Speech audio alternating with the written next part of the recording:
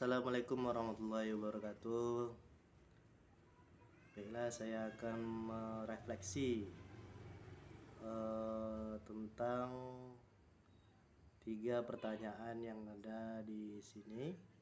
Sebelumnya saya akan memperkenalkan diri saya. Nama saya Benyamin dari kelompok 4, yaitu kelompok software. Yang pertama, refleksi yang pertama yaitu tentang batasan KA.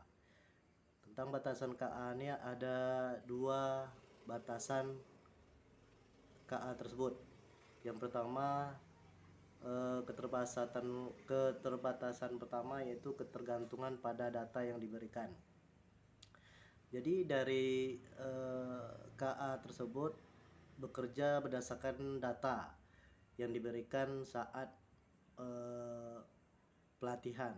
Ya, jika data yang digunakan terbatas, maka KA tersebut akan menimbulkan bias atau tidak beragam dan cenderung hasilnya tidak akurat. Jadi pendapat saya ini menunjukkan bahwa KA adalah alat yang belum sempurna karena melainkan sangat bergantung pada kualitas inputnya dan juga dalam pemahaman jika guru dan siswa harus tergantung pada hasil KA tanpa proses berpikir dengan kritis. Itu yang keterbatasan pertama.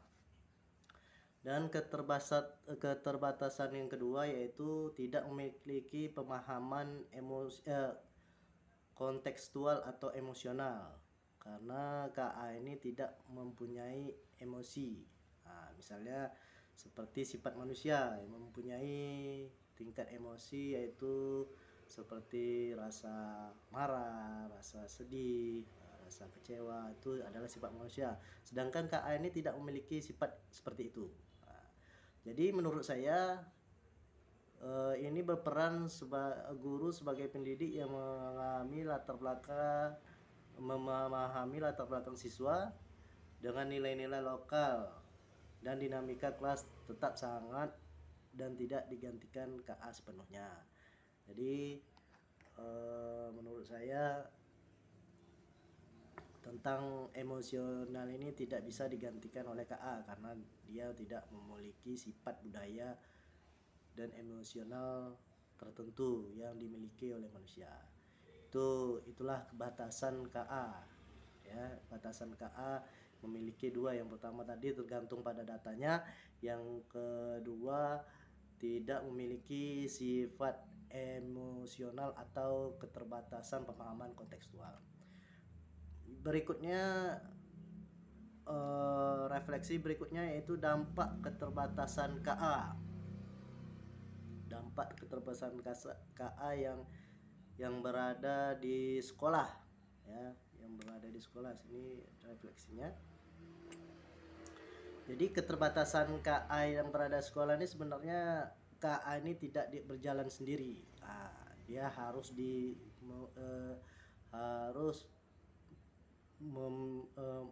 harus didampingi juga oleh guru, misalnya oleh perintah.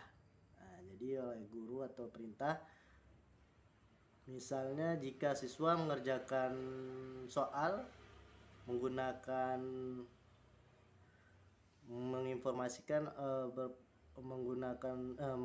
soal menggunakan misalnya ChatGPT.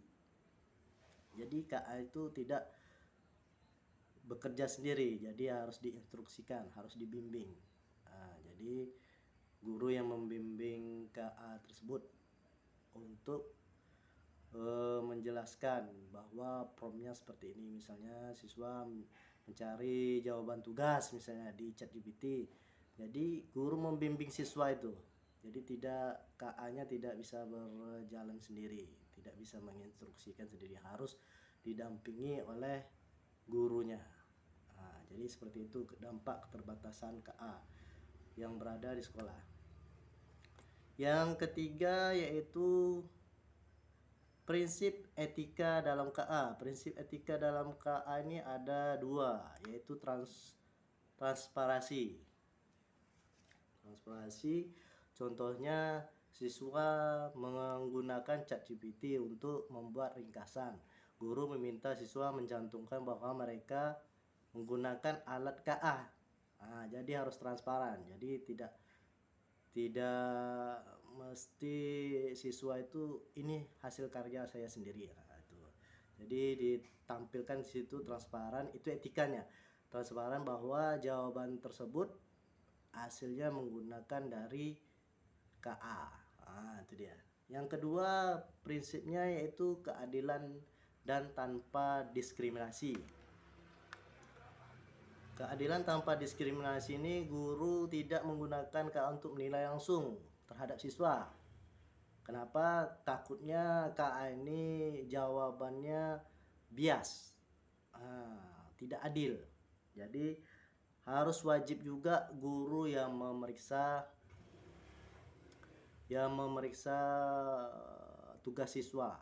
Jadi tidak sepenuhnya KA. KA ini sebagai alat bantu saja untuk mempermudah guru untuk misalnya mencari tugas, meriksa tugas pun bisa juga menggunakan KA. Jadi KA ini sebagai alat bantu untuk memberikan jawaban tugas misalnya. Jadi tidak guru ini menilai langsung, jadi tidak sepenuhnya tugas KA. Guru itu langsung menilai langsung tugas siswa.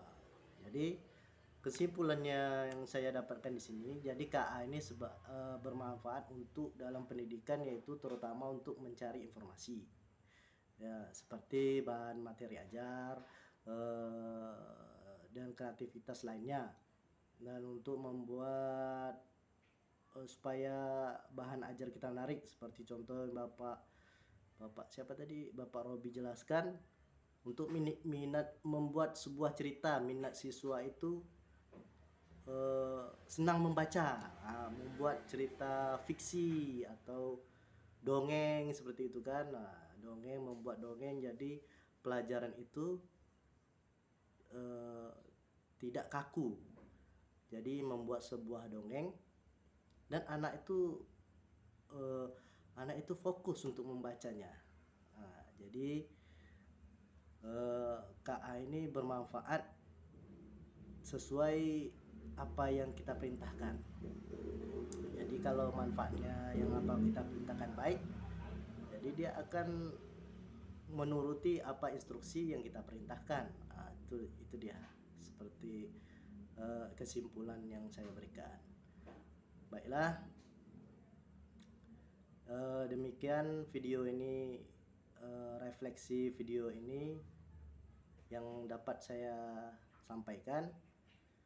Lebih dan kurang saya mohon maaf. Wabillahi taufiq wal hidayah. Assalamualaikum warahmatullahi wabarakatuh.